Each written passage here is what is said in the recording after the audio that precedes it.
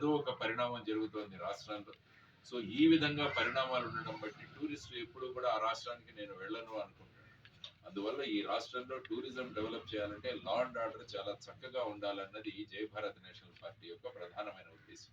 అందువల్ల అవినీతిని ఎప్పుడైతే మనం అంతం చేయగలామో, మన దగ్గర ఉన్న ఫండ్స్ ఏవైతే ఉన్నాయో, ఇప్పుడు చూడండి మద్యపాన నిషేధం అన్నారు కానీ ఇప్పటి వరకు మన రాష్ట్రంలో ఉన్నంత మద్యం రేట్లు ఇంకెక్కడా లేవు. విచిత్రం ఏమిటంటే ఇవన్నీ కూడా క్యాష్ పేమెంట్సే జరుగుతుంది. మొత్తం ప్రపంచమంతా దేశమంతా కూడా ఫోన్ పే అని, పేటిఎం అని ఈ విధంగా పేమెంట్స్, డిజిటల్ పేమెంట్స్ జరుగుతున్న సందర్భంలో క్యాష్ పేమెంట్సే ఎందుకు యాక్సెప్ట్ చేస్తున్నారు అన్నది కూడా ప్రజల్లో తెలియాలి. ఇదంతా కూడా అవినీతికి దారితీస్తుంది. అందువల్ల అవినీతి లేని ఆంధ్రప్రదేశ్ ఉండాలని జయ భారత్ నేషనల్ పార్టీ యొక్క ప్రధానమైన ఉద్దేశం. ఆ తర్వాత డ్రగ్స్ అన్నవి చాలా విస్తృతంగా వ్యాపించిపోయాయి రాష్ట్రాల్లో. ఇంతకు ముందు ఏదో మెట్రో సిటీస్ లోనో ఎక్కడో ఉన్నాయిలే అనుకున్న ఈ సందర్భంలో ఈ కాలంలో చిన్న చిన్న గ్రామాలలో కూడా గంజాయికి చాలా మంది అడిక్ట్ అయి ఉన్నారు.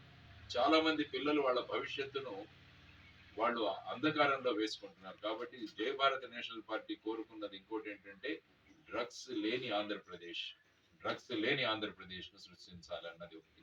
ఆ తర్వాత రౌడీయిజం లేని ఆంధ్రప్రదేశ్. అంటే ఇప్పుడు ఎక్కడ చూసినా కూడా భయమే.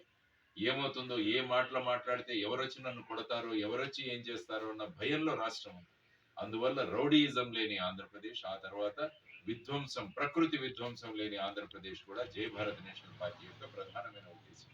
ఋషికొండలో చూడండి, విశాఖపట్నంలో ఏమైంది, మైనింగ్ పేరు మీద ఎంత జరుగుతుంది, ఇసుక పేరు మీద ఎంత మనం ప్రకృతిని ఏ విధంగా ధ్వంసం చేస్తున్నాం. దానివల్ల ఏమవుతుంది, ప్రకృతి తన విధ్వంసాన్ని, తన ప్రభావాన్ని మన మీద చూపిస్తుంది. అందుకనే ఇప్పుడు చూస్తే వర్షాలు ఏ విధంగా వస్తున్నాయి, పంటలు ఏ విధంగా మనం కోల్పోతున్నాం. అందువల్ల ప్రకృతిని, పర్యావరణాన్ని కాపాడి ప్రకృతి విధ్వంసం లేని ఆంధ్రప్రదేశ్ ను చేయాలన్నది జై భారత్ నేషనల్ పార్టీ యొక్క ప్రధానమైన ఉద్దేశం. ఆ తర్వాత ప్రతి నియోజకవర్గాన్ని ఒక అభివృద్ధి కేంద్రంగా మార్చాలని.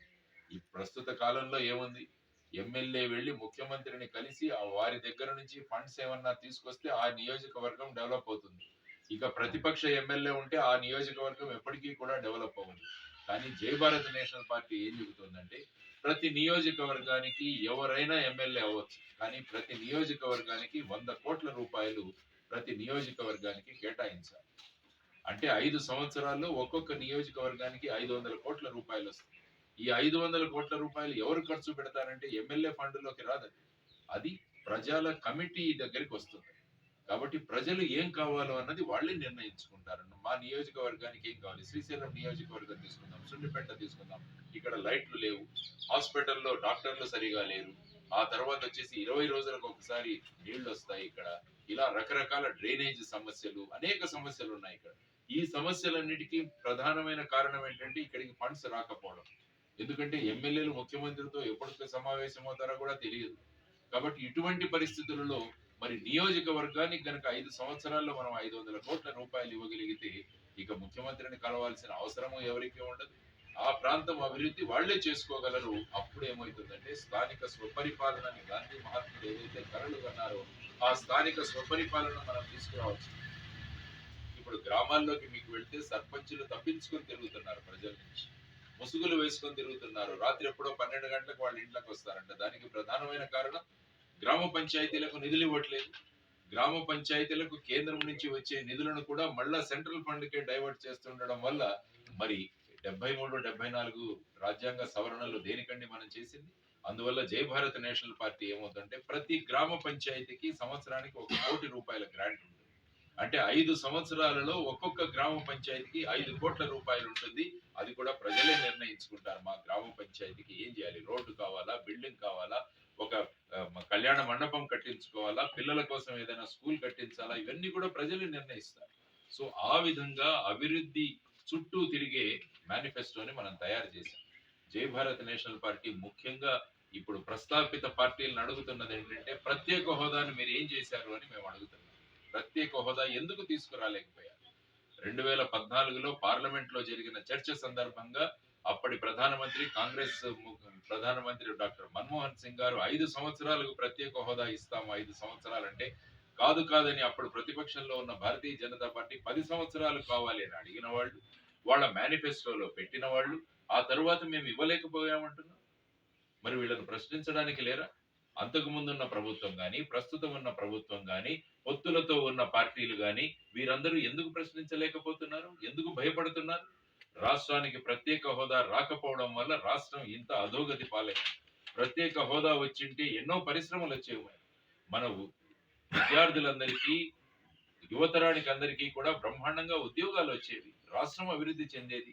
ఈ విధంగా ఆలోచించకుండా ప్రత్యేక హోదా ఒక ముగిసిన అధ్యాయం అని చెప్పే ప్రయత్నాలు ఈ పార్టీల నుంచి జరుగుతున్నాయి. అందువల్ల మేము ఈ పార్టీలను ప్రశ్నిస్తున్నాం. జయ భారత్ నేషనల్ పార్టీ మీకు 4 సార్లు అవకాశం వచ్చింది ప్రత్యేక హోదా తీసుకురావడానికి. Citizenship amendment bill CAA bill ప్రవేశపెట్టినప్పుడు, రాష్ట్రపతి ఎన్నికల సందర్భంగా, ఉపరాష్ట్రపతి ఎన్నికల సందర్భంగా, ఢిల్లీ ప్రభుత్వం సివిల్ సర్వెంట్స్ అపాయింట్మెంట్ బిల్, ఈ 4 సందర్భాలుగా మీకు గొప్ప అవకాశం దొరికింది. మీరు గనక పట్టుబడి కూర్చొని ఉంటే, రాష్ట్ర ప్రయోజనాలు మీకు ప్రాధాన్యత ఉంటే, ఈ 4 సందర్భాలుగా మీరు రాష్ట్రానికి ప్రత్యేక హోదా తీసుకొచ్చే అవకాశం మీ అందరికీ ఉండేది. కానీ ఎవరు అడగడం లేదు, ఎవరు ప్రశ్నించడం లేదు. ప్రత్యేక హోదా కావాలన్నారు, ప్రత్యేక ప్యాకేజ్ సరిపోతుందన్నారు, మళ్ళా ప్రత్యేక హోదా కావాలని ధర్మ పోరాట దీక్షలు చేశారు ఒక పార్టీ. ఆ తర్వాత 25 మంది శ్రీశైలం అసెంబ్లీ నియోజకవర్గం సమన్వయకర్త సికిందర్ బాషా గారి నేతృత్వంలో పార్టీ ఆఫీసు ఇక్కడ మన కోఆపరేటివ్ స్టోర్స్ దగ్గర ప్రారంభించడం జరిగింది. తర్వాత నిన్న సాయంత్రం 8:30 తర్వాత ఒక బహిరంగ సభ కూడా ఏర్పాటు చేసి అనేక విషయాల గురించి, ముఖ్యంగా ఓటర్లలో చైతన్యం తీసుకురావడం, పెద్ద సంఖ్యలో ఓటింగ్ పర్సంటేజ్ను పెంచడం, రాజకీయాల్లో గనక మీరు ఇంట్రెస్ట్ గనక, ఆసక్తి గనక తీసుకోకుంటే ఏమవుతుంది అన్నది వారికి వివరించి చెప్పడం. తర్వాత ముఖ్యంగా గత 10 సంవత్సరాల్లో ఆంధ్రప్రదేశ్ రాష్ట్రానికి ప్రత్యేక హోదా గాని, విభజన హామీలు తీర్చడంలో గత 2 ప్రభుత్వాలు కూడా ఏ విధంగా వాళ్ళ ప్రయోజనాల కోసం రాష్ట్ర ప్రయోజనాలను పక్కన పెట్టాయి అన్నది కూడా చెప్పడం జరిగింది. కేంద్రంలో ఉన్న ప్రభుత్వం